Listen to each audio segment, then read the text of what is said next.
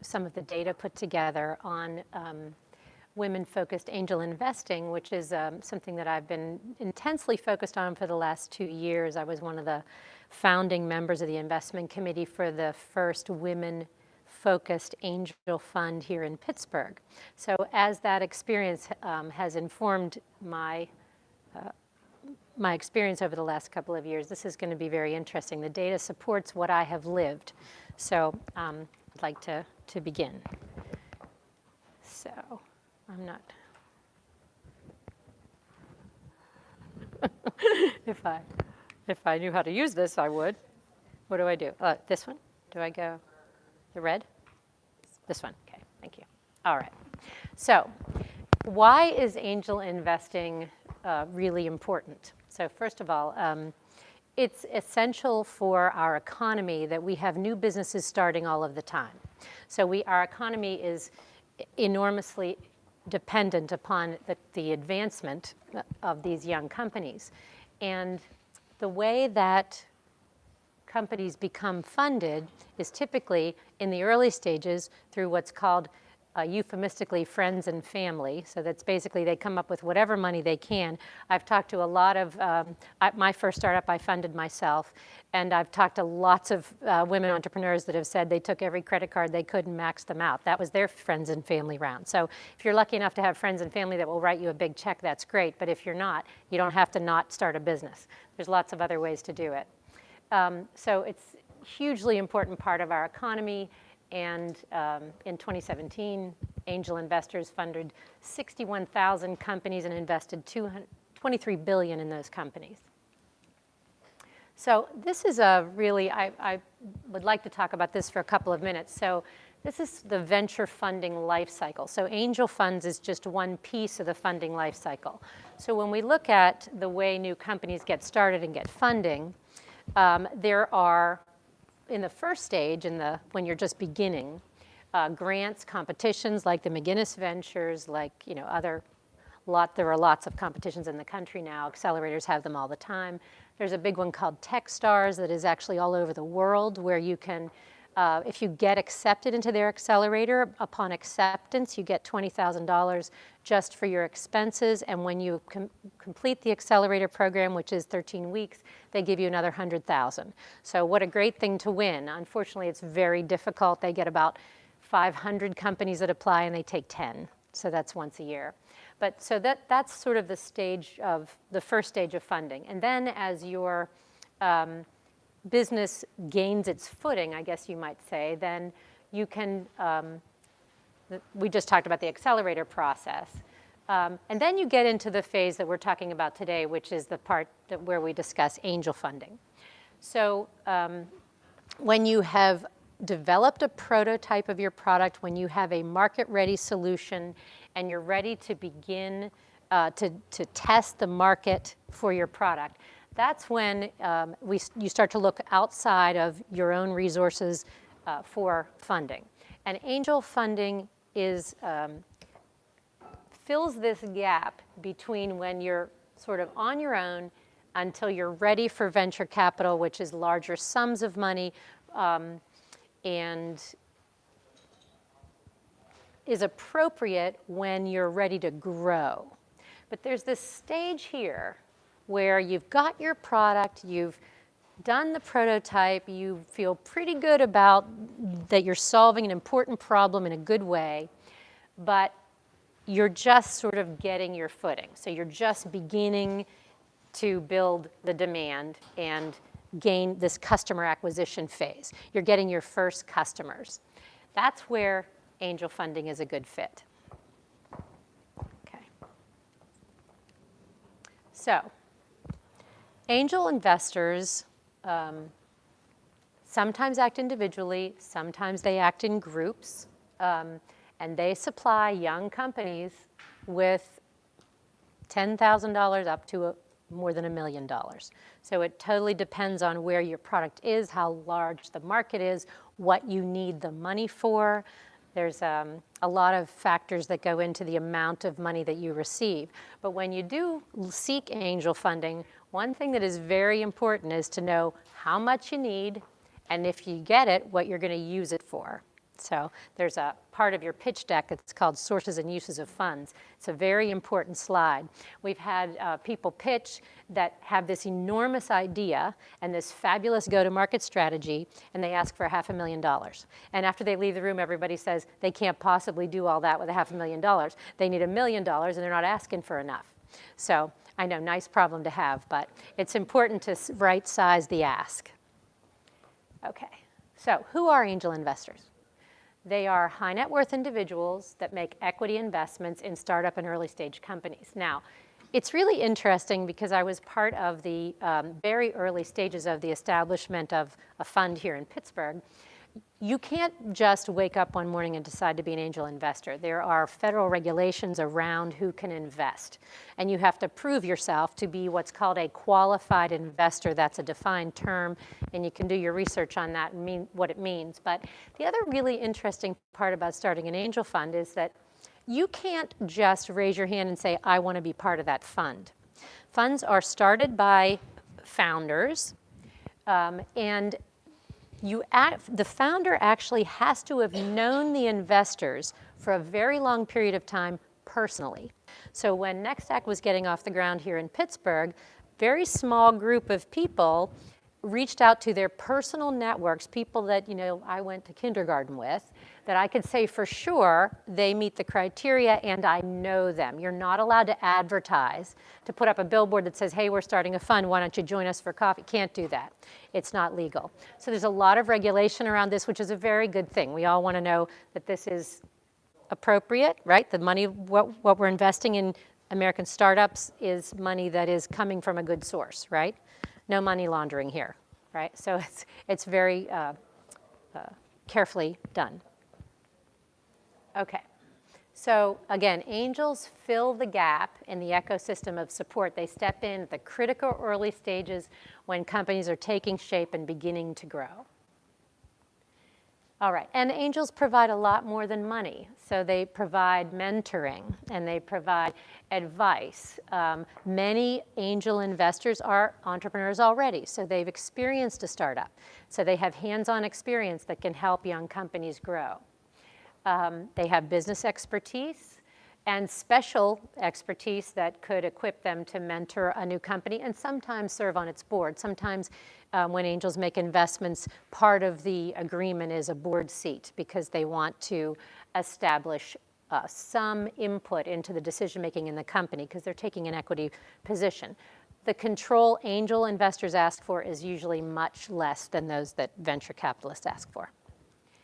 Okay. So this is a terrible slide. I apologize that it's not clear, but it's a great kind of visual that gives you a little bit of an insight into what my purpose here today, which is to talk about the role of women in the angel investing ecosystem. So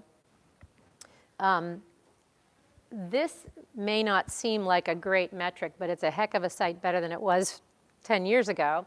And it's quite a bit of a better metric than you'll see in venture capital. So it's a little bit of a statement on the diversity. And as new people become angels today, a much larger percentage of them are new. So in the last year or two, women are getting into this game in a big way.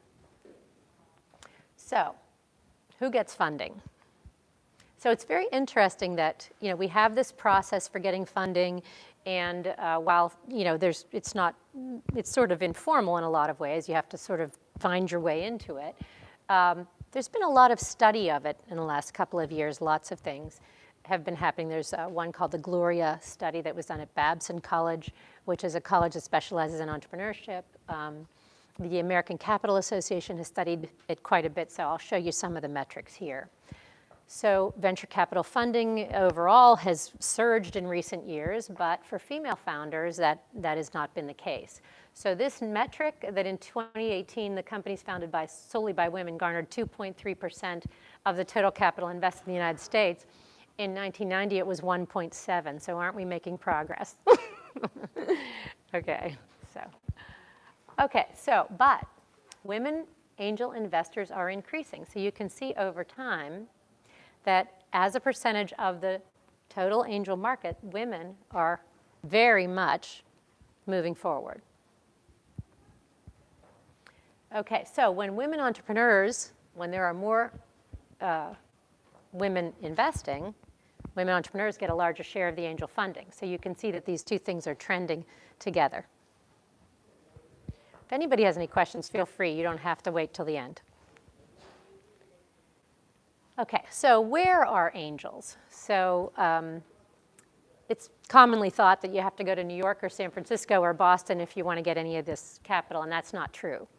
So 63% of angel investors today are outside of San Francisco, New York, and Boston.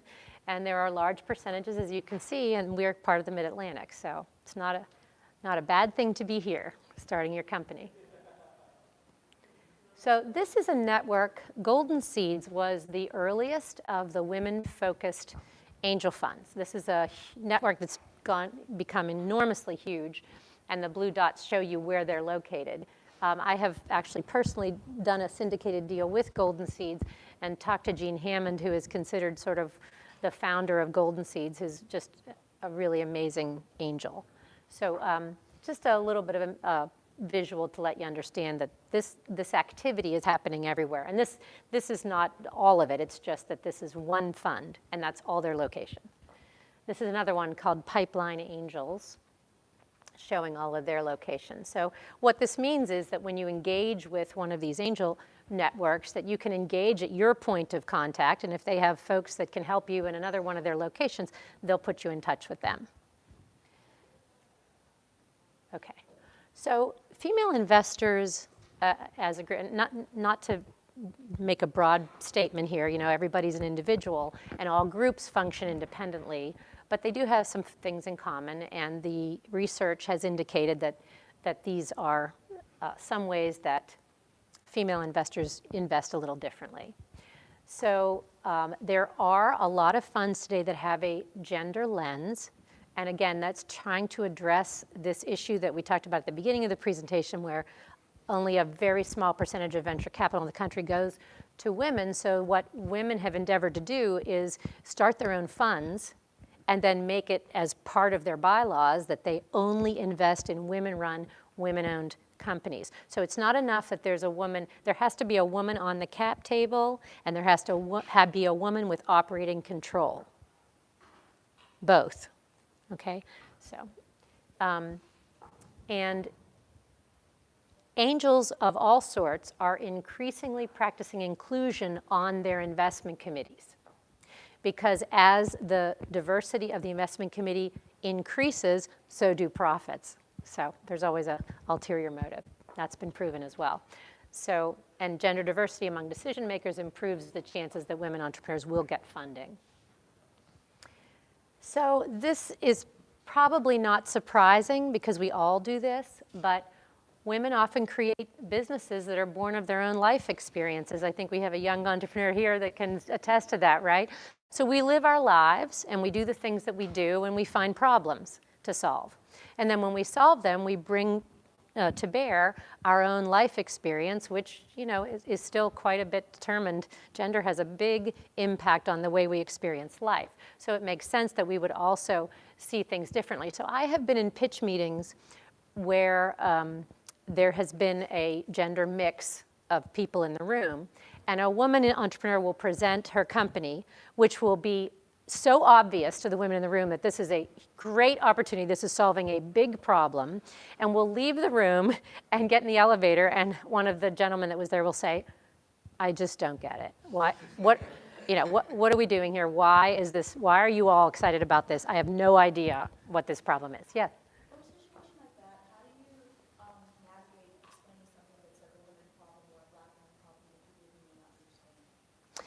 Well, that's a great question, and if you talk to me afterwards, there's been some research on that recently that I shared with my team just a little while ago about specifically the way that we respond to questions from potential investors scientifically can determine our success. There's a way to answer the questions, and it's not obvious, so I'd be happy to share that with you. But I guess basically it's really important to be so confident, to be sure of your position, and to respond even to the most critical question in a really positive, proactive way. So sort of don't get in the mud puddle with anybody, right? So even if somebody says, I don't get it, this is terrible, and they're not always gentle in these meetings. But you just stay the course and you answer in a positive way. But I'll be happy to share that research with you. Yeah. Okay.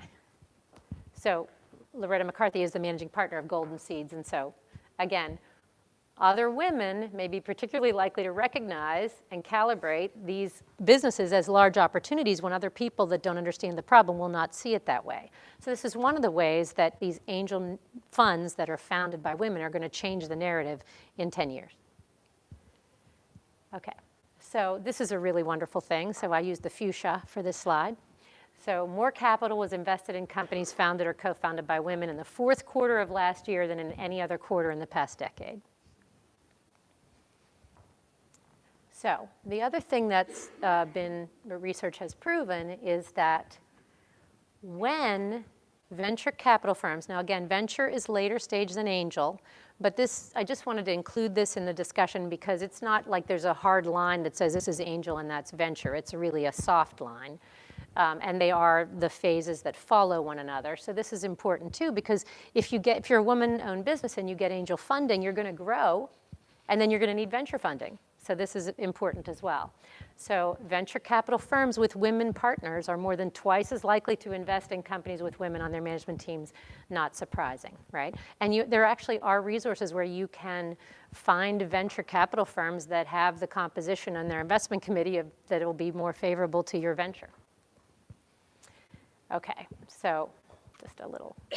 Okay, so this is a slide, again, a hopeful slide showing the share of capital raised by female-founded companies over time. So just in the last 5 years, you can see that while it's still a very small percentage of the total, it is at least advancing. Okay, and then this, I think, is really telling as well. So again, these are specifically women angels. So that's quite a difference in 15 years. Okay, so these are just a few of the women-focused angel funds that are in the country operating today. So this is the Next Act Fund is the one in Pittsburgh. So we have Jump Fund is in Nashville, Tennessee. Jump Start is in Columbus. Golden Seed started in New York, but they're everywhere. You saw the map. Alliance of Angels is in the Midwest. Jane VC is actually in New York and London. That's a very interesting, it's a VC, but I wanted to add it here because two women who graduated together from Stanford noticed when they were 10 years out of college that their colleagues from Stanford, the men, were not only building companies, but they were helping each other. They were investing in each other's companies. And the women members of their graduating class had just as great of ideas, but they weren't doing that. And they decided that they were part of the problem, and so they sat down, organized a fund, and called a bunch of their friends and established this one. So that's a very successful VC. One of them is in London and one of them is in New York. So it's a promising time for female entrepreneurs and angel investors. And if anyone has any questions, I'll be happy to take them. And thanks so much for being here and listening. Okay.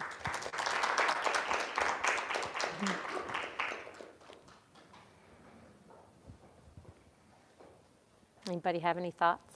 I have a question. Do you have any statistics on the success of female entrepreneurs relative to their male counterparts? I don't have it here with me, but they actually do better for less. So they're very capital efficient, probably because capital is so hard to come by. They're very careful with it. Mm-hmm. Yeah. Yeah.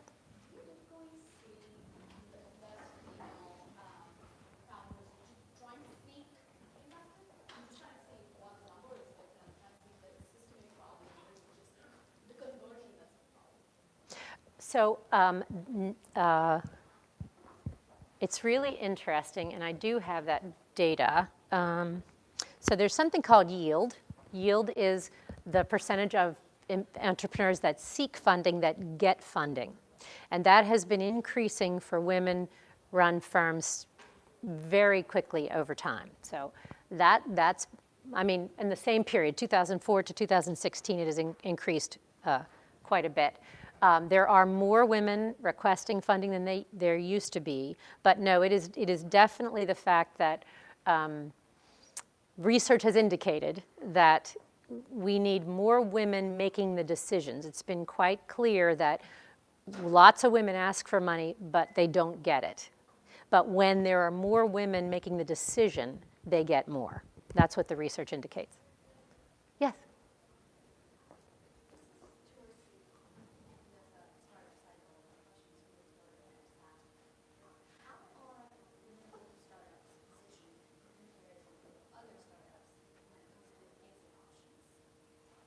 Okay, sure. Exit strategy is an important part when you're seeking. So actually, there's two thoughts on this. One thought is that no one that's starting a company has any idea really how they're going to exit, so talking about it is a waste of time, and nobody has time to waste. That's one way.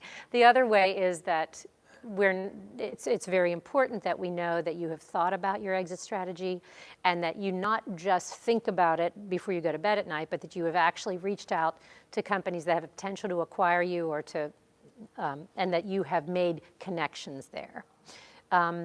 I have never encountered a company that couldn't answer that question when they got to a pitch. But I'm not sure I'm understanding your question.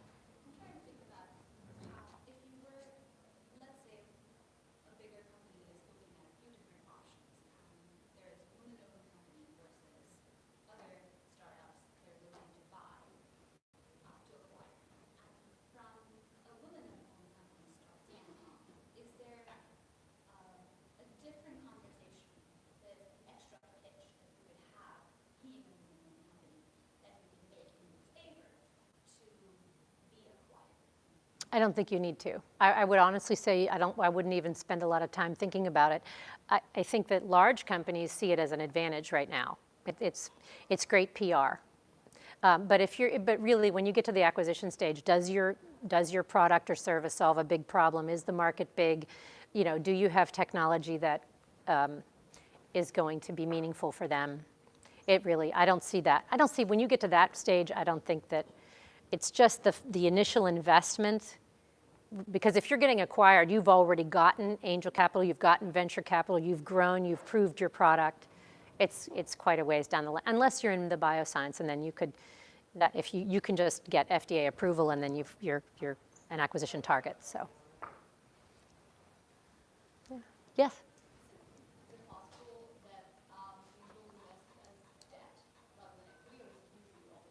Oh, that's a good question. So angel investing is done with either a convertible note, which becomes equity, but it's always equity. Angel and venture is equity. Private capital can definitely be debt. That's a potential. But if you're going to engage in funding through angel and venture capital, you're going to give up some equity. You have to be careful how much you give up early on. And you have to try to understand how much capital you'll need to get you where you want to go early on. That's one of the art forms of this, is understanding that you're asking for $700,000 now, but you're going to need $7 million, so you can't give up so much equity now that you won't have enough equity to give to the larger investors, or you'll end up not owning your company. And you'll do all this work and spend 10 years of your life and end up without enough. So understanding that progression and thinking big enough is very important.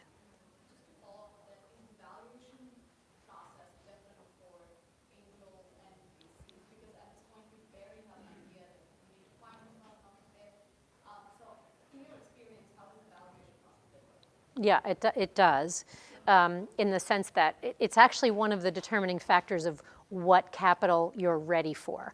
So lots of angel funds require that you not have a valuation in excess of $5 million or don't come to us. If you think your valuation is $20 million, you're ready for VC. So it's really very much staying on the low end of the valuation. And you're right, it's very much an estimate. But for example, I was on a conference call yesterday with Techstars in Munich, and they have this accelerator where every company gets this $120,000 in capital. And so they actually have an equation that says the valuation of every one of their companies is a multiple of that capital investment. And so everybody that comes out of the accelerator has the same valuation. So it's really, and when you're in meetings about investment, everybody is skeptical about the valuation anyway, because we understand that it's very much a guesswork. But we do have, there are things that solidify valuation.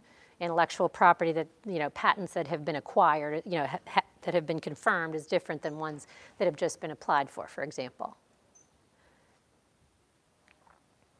Yeah. Can you share what is a typical approach that we can find approach to angel investors? What are the tips? Should we find some working or get some cold call or cold email? So that's a great question. So every one of the angel funds has a website. And if you go to their website, they have a drop-down menu that talks about their funding process. And they will have a way to connect with them. And they will have, so the way NextAct works is that when an entrepreneur comes forward, we have sort of a little checklist. Do you have these 5 things? And if you do, then we assign you a point of contact. So for example, I've been the point of contact for companies over the last couple of years. So I will then be the person at the fund who is charged with making sure that the documents that we need, the data room, is set up. Each angel fund works on a platform. So the platform that NextAct uses is called Gust, but there are lots of them. And so what it enables, it's a platform that enables each entrepreneur to have a private data room and then decide who gets access to it. So we ask every one of our entrepreneurs to set up a data room, put all of your data there, and then alert us that you have given us access to it. And then we can proceed to go through the documents and begin due diligence. So I think the process, at least it's been my experience, it's very fair. Everybody that comes forward gets a fair look. So it doesn't really help to know anybody. I mean, it can't hurt, but yes. I have 2 questions for you. The first one was, how important is it to be involved in the accelerator program before you find angel investors? And the second one, That's fine, yeah. Accelerators are, I think, very valuable because you get advice, you get some early stage capital, you get to be in community with other entrepreneurs, you learn from each other, you get advisors that are used to the startup process. I think the community is really true. You get shared resources. I mean, you get an office, you get printers, you get it can be very valuable. They're not all the same. They're not all located in the same place, and they're not all looking for the same things.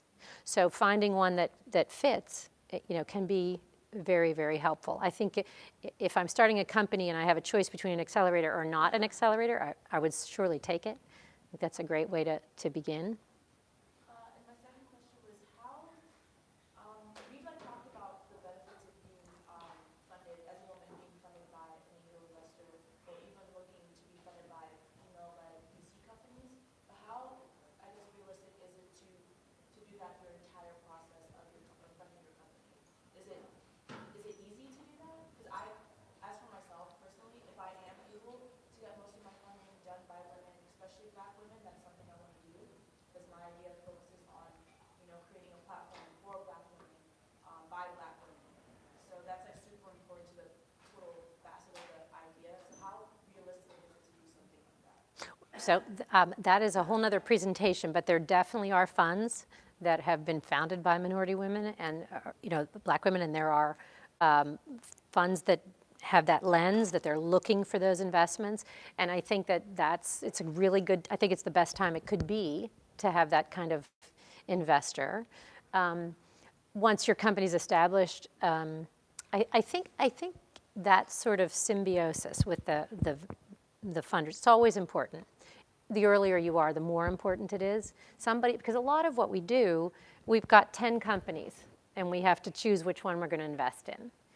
And the ones that we understand more, the ones that we understand the problem more, we can understand the magnitude of the problem more, and that we then find this solution to be the most compelling. That makes it really easy. I do think, one of the challenges will be convincing 50-year-old white men that that's a big problem, right? That certainly would be. So to be easier, and the good thing is that, again, a lot of these funds have websites, and they show you pictures of who's on their investment committee, so you can see, because you can't tell from, but I know that Jump Fund has a lot of minority female partners. I know that Golden Seeds does. I know, so that you will find them. I don't think you should look for ones that are exclusively. I think that would be a longer search, but you find them. Summer. So from my experience, I feel like the female entrepreneurs are usually willing to work on some startups related with females or related with like kids industry. So do you have any insights or successful story to share, like how female entrepreneurs are playing in the high-tech industry? I do, actually. That's really, I don't mean to give that impression, because that is not the case. I'm not saying that that women angels only invest in things that have to do with specifically, that is not the case. For example, 3 o'clock today, there's a young woman coming from Munich to pitch, and her product, when she's been accepted into Techstars Accelerator because she was one of those 10 companies out of 500 that got accepted. She was born and raised in Buffalo, New York, and what she has developed is an Internet of Things intelligent knob for a stove that you can turn off from your cell phone. So for everybody who's ever been like me, had their mother who's 90 say, honey, I can't remember if I turned the stove off, I could pick up my phone if I had one of her knobs and say, yeah, it's okay, we can go to lunch, because you really did. But her life that burned a house down because they left a stove on. So, and that's a problem that, if you're not in your age group, but in my age group, there's a lot of people talking about that problem. So she is not, I wouldn't call that a woman-focused problem at all. It's everybody. But it's a problem that she needed to solve, and she will probably get, she's in an accelerator run by Bosch. They were here at the reverse pitch just a little while ago. They love this technology. She's very well could have a big acquisition in a couple of years. Mm-hmm. Some said that females, as a female leader, females more maybe like considerate or maybe more emotional, or there's like some characteristic of people saying like females leaders or entrepreneur. I would like to know, is that a disadvantage or an advantage for a female to be entrepreneur or maybe pitching for angel investors, or do you think that this is not a I have watched many, many pitches, and many, many pitches by women, and I have never noticed any difference in composure or capability in any of them. And I have watched people who were not women pitch, and some of whom have had more of a reaction to questions that were asked of them. So that's just part of the entrepreneurial experience. It's of course a challenge. I mean, what you're developing is sort of your baby, right? I mean, you've come up with this product. This is your service. You've given your life to this for a long time, and you're showing it to someone, and they're saying, I don't like what you've put together. That can be very difficult, but it's part of the process, and I have not seen a gender difference in how people respond to that. Once you get in front of a funder, you've certainly practiced quite a bit before then, and you're prepared for the questions that are going to come at you.